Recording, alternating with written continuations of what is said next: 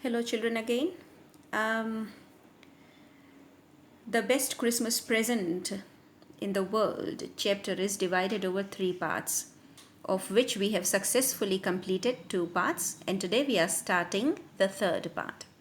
What we have seen in last two parts is in the first part, the narrator finds a secret drawer from the roll top desk that he has gotten from the junk shop, and he finds someone's letter, right, which was written by Jim Macpherson to his beloved wife Connie Macpherson, right? Though he was not supposed to read, he still opens up the envelope and reads the content. The content of the letter is given in the second part.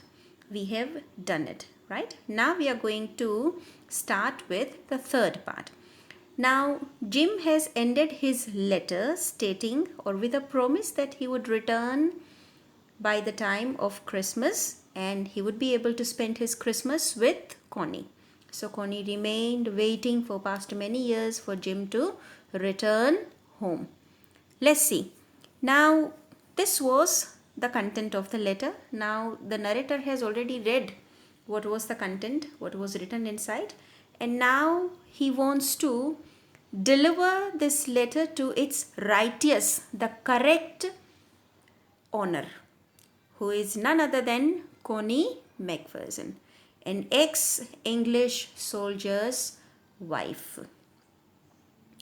Now, as it was mentioned on the envelope, the address belonged to Mrs. Jim Macpherson, 12 Copper Beeches, Bridport, Dorset.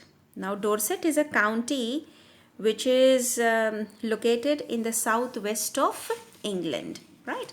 County is a division of some territories like a state or a province. So what does the narrator do? The narrator wants to give this, hand it over to the right owner of the letter. So what he has to do now? He has to drive, he has to find the owner first. He has to now find Connie Macpherson, and he also had the address with him. So now he has to go and deliver the letter. So let's see what does he do in the third part, right? Let's start. I folded the letter again and slipped it carefully back into its envelope. I kept awake all night. By morning, I knew what I had to do. See, this sentence shows and tells you that he was determined to hand this letter over to its owner. So, what did he do? I drove into Bridport, just a few miles away. I asked a boy walking his dog where Copper Beeches was. House number 12 turned out to be nothing but a burned out shell. Okay, the roof was gaping. The windows were boarded up. You see, he was not known to the area where Connie Macpherson lived. So he was in need of some help. He asked a dog walker about the address where Connie lived. Now he showed the address, and as soon as he reached there, he could not find Connie anywhere. But what did he find? A house, perhaps, which was caught on fire. You see this word? Burnt out shell. That means completely destroyed by fire. And the roof was gaping. See, I'm going to show you how does a house which caught on fire looks like with a gaping roof, and how the windows were boarded up. Yes, let's see, let's check. This is how the house, can you see in this picture the house with the broken windows and the glasses, and how the windows and the doors are boarded up? That means with the wooden planks, right? Then you can also have a look at this house which was caught on fire. Look at this picture. This is how it looks. And look at this house with the gaping roof. So Connie's house looked something like this, which was destroyed by fire. Right. what did he do? I knocked at the house next door and asked if anyone knew the whereabouts of Mrs. Macpherson. Oh, yes, said the old man in his slippers. He knew her well. A lovely old lady, he told me. A bit muddle-headed, but at her age she was entitled to be, wasn't she? See, the narrator wants to hand over the letter to Connie, but he could not find her. So what did he do? He talked with her neighbor. The neighbor knew Connie Macpherson very well. He also knew that Connie was now 101 year old. And he also talked about how her house was caught on fire and how she was rescued and was taken to a safe place. See what reason he has given to the narrator. There is a word here, a bit muddle-headed.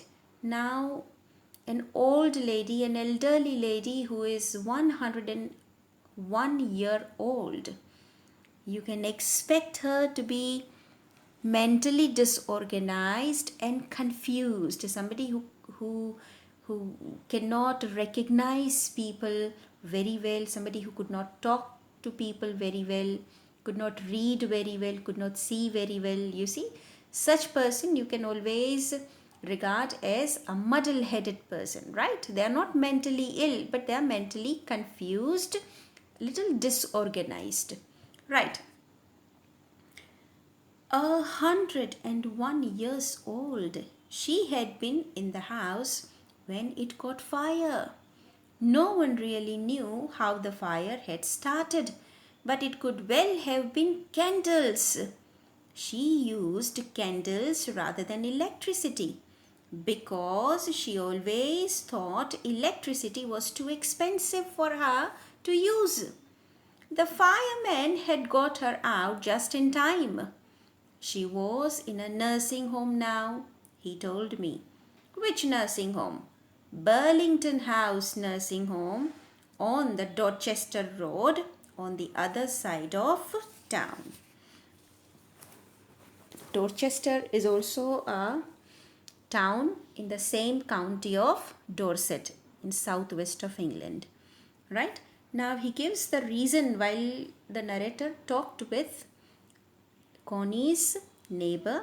He explained everything to the narrator, how her house was caught on fire because she could not afford to use electricity. See, usually the husband goes to work and the wife looks after the household, isn't it? In case if he is the only working person, because he has to go and earn the money for the livelihood of the family. And this is how the family is supported.